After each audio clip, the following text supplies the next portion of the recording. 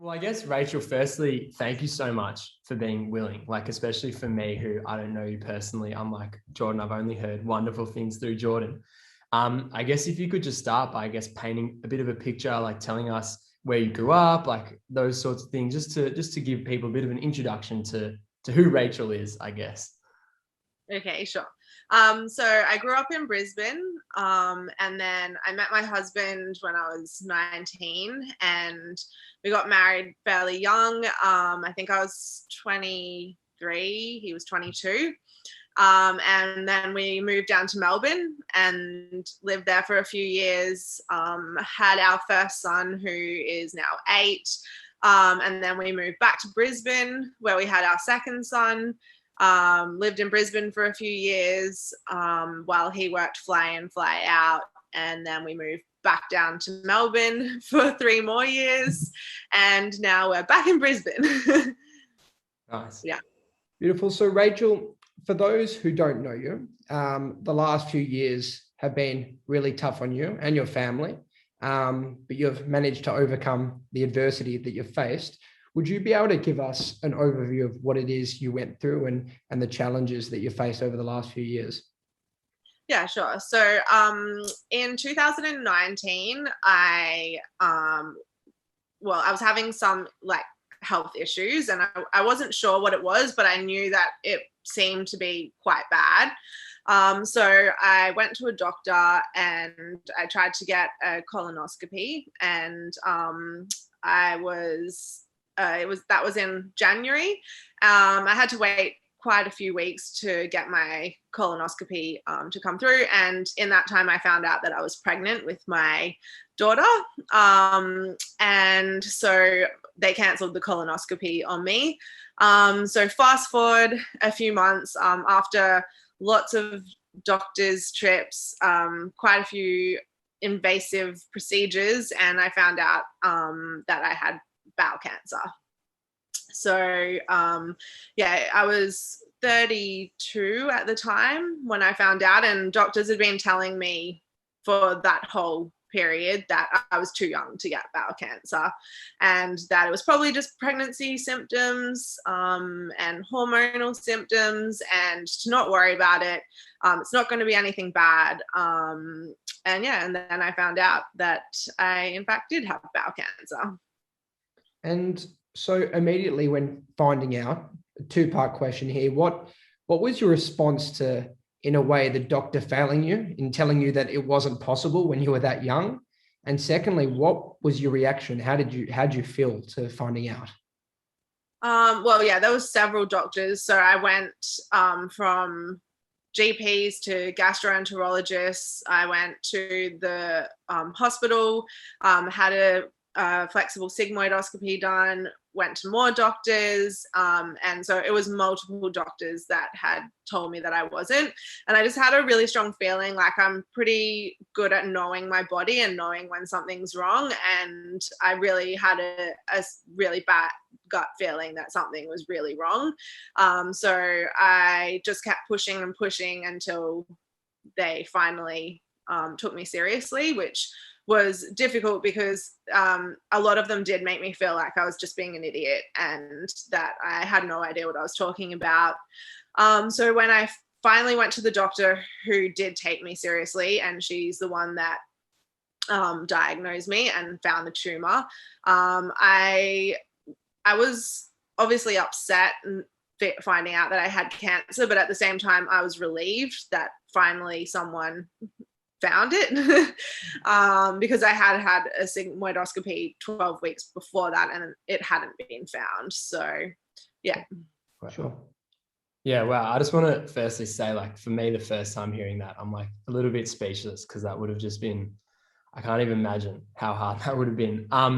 What sort of things did you do to kind of, I guess, help you through such a tough time? Like, what were there specific things? Like, I know some people say like meditation, or like, was there something in particular that really got you through those tougher sort of days throughout that period?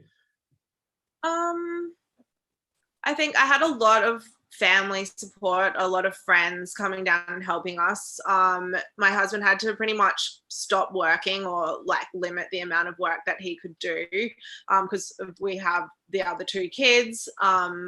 And my mom also was sick with cancer at the time and she was really unwell. So she wasn't really able to help. So her sisters, as well as a few of my good friends, came down from Brisbane and would do rotations of looking after the kids for like 1 or 2 weeks at a time. So that was really good. And I don't know, I'm always quite a positive person, and so is Jared, my husband. So we kind of knew what we had in front of us, and we just knew that there was no other option but to get through it because we have 2 kids and I was pregnant as well. So my baby being okay was another big factor in just trying to be as positive as possible. Rachel, in knowing both you and your husband and being in the loop quite a bit when you were going through what you were going through, I was astonished as to how strong you were through that whole ordeal, in the sense that Jared was telling me stories of how you would, go along about things relatively normally and you would look after your kids and you would remain in such high spirits throughout the whole thing. And you've said, you're an optimistic person, but at any point throughout the experience, obviously, it was a massive, massive battle. Were there times in which you lost that sense of optimism that you say you generally have? I guess there was points that, I would be more worried or scared, and like the doctors were pretty pessimistic and negative about it, because when I found out, the oncologist wanted me to have chemo while I was pregnant. So we had all, because it's quite unusual to get bowel cancer when you're pregnant or be diagnosed with it, at least. I've heard of quite a lot of stories now of women who have been but weren't diagnosed till post-birth. So yeah, there was a big range of specialists. There was the obstetricians, there was the pediatricians, the oncologists, the surgeons. Pretty much everyone in the hospital had an opinion on what I should do. So when I went and spoke to each of them, they would all tell me like conflicting advice. And like the oncologist was like, "Yep, let's get chemo into you straight away. You can stay pregnant the whole pregnancy. We'll just pump you and the baby with chemo." And we were not comfortable with that idea at all, especially when we questioned them and found out that there was no studies on women with bowel cancer and the chemotherapy drugs that they give you for bowel cancer. So that was quite a difficult time because we were going against what the oncologists were pushing us towards. And then my surgeon wanted me to just, if I wasn't going to have chemo, have the baby as soon as possible. So he was wanting me to have her at like 28 weeks at the latest, which I also wasn't comfortable with, knowing the outcome for the baby at that time. So, and then the pediatricians were like, keep the baby until 32 weeks. So there was all these conflicting advice, and Jared and I ended up deciding to have her at 30 weeks, which was in between what the doctors were telling us and to not do chemo. So I guess it was when we were coming up against the doctors and the specialists, and they were saying things to me like, your chances of surviving is this. And like, because I was pregnant as well, we couldn't get an exact idea of how far the cancer had progressed. We could only go off the MRI that I had. They couldn't do any CT or PET scans or anything, so they couldn't tell if it had gone into the lymph nodes or where it had traveled in my body. So I guess it was just the unknown that was the hardest part once I was first diagnosed. But after that, I kind of was positive about everything. And like I said to them, because they said, "Oh, we think that it's gone into the lymph nodes. We're giving you a stage 3 diagnosis." And I was like, well, you can't tell me that exactly, because it could just be that my lymph nodes are inflamed because they're doing what the lymph system's supposed to do. So I'm not going to believe you that I'm stage 3. I believe that I'm not stage 3. And it turned out after I had my surgery that I wasn't stage 3. So yeah. Yeah. It sounds like from what you've said, like it sounds like you place like quite a strong priority on making sure that your daughter was healthy and made it through the birth. Was that something that you deliberated over a long time, or was that something that you were pretty steadfast on early on? Yeah, my first priority was her. And I wanted to do what was like the safest for her as well. Like, I mean, I could have just had the chemo and, being like, oh, well, what happens. But, I was too concerned about her, as well as, having her early. I really wanted to make sure that she was healthy, and both of our boys were like quite big, strong babies. So I thought, from 30 weeks, she should be pretty good. And she was born at like a pretty good birth weight. And she hasn't got any health issues now. You wouldn't know that she was a preemie. So definitely. Very cute. Yeah, she was my first priority. So Rachel, in knowing that, for me, and how I first reacted to that is in awe of the fact that there's this balance that you obviously had in trying to find a balance between, the preservation of your own life and your own battle, and focusing on, the welfare of your unborn child. Everything you've said sounds like throughout the journey you were extremely selfless, really prioritizing your unborn child's health over your own. Is that something that you feel like, the people around you supported you to be that way, or it was a mentality that you felt like was, I'm trying to best ask this question, but it's just it's such a foreign concept to both, I think, Noah and I, that, you're in this predicament where it's between your life and the life of your unborn baby. So how did you come to that decision is, I guess, what I'm trying to ask. I think it's like an instinctual thing that moms have to some degree. And Jared also, I think, was on the same wavelength as me, which helped. I mean, I did have to battle other people in my family, as well as some of my friends who had pretty strong opinions on what I should do. I mean, they always know that, like, I'm not going to listen to them. So they didn't battle me too hard about it. But they definitely, would like try and suggest things to me. But it's just how I felt. And I think it's like a really instinctual thing. And definitely Jared's support made it, that was the priority. Going through what you did, and you said your mum was sick at the same time, and you being pregnant, and you having your own battles, to what extent did you rely on your external networks, whether that be family, whether that be friends, or was it something that you really managed alone throughout the time, independently? I think, because mum was sick as well, I think a lot of my focus was on her. I was kind of like, I'll be right. Like, I was more worried about the fact that I knew that she was dying, and so she was also up there in my priorities over myself. But Jared definitely was a very big support. He pretty much didn't work, was at home looking after the kids, rushing between me and Ayla in hospital, because we were both in hospital for quite a long time.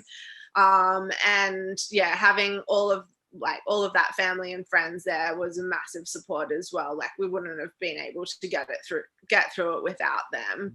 And I had my boys as well, so I feel like I barely didn't see them for about 2 months there. But they were obviously always my priority, and it was so good that I had so many people that could step up and help out and make sure that they were okay throughout all of it as well. Yeah, that makes sense. I guess like the next sort of thing that I'm curious about, like on an ongoing basis, do you get like any, I know, like, do you get not necessarily paranoia, but do you get worried about like something coming up again? Do you have like flashbacks or trauma or like anything like that more on a prolonged or ongoing basis? Yeah, I think I have more concern now than I actually did at the time. Like, I think I kind of just like was, just powering through, like being like, I'm going to be fine. I'm going to be fine. And now it worries me more than it did then. I think I had a T4 tumor, so that means it had like broken through the bowel wall and it had gone into some other organs. So when I had my surgery, I had to get my uterus and an ovary and my appendix removed as well. And once you have a T4 tumor, they classify it about the same as having stage 3 cancer. So I had stage 2 cancer, but a T4 tumor. And it's because cancer cells could have broken off and like lodged in other places throughout my body.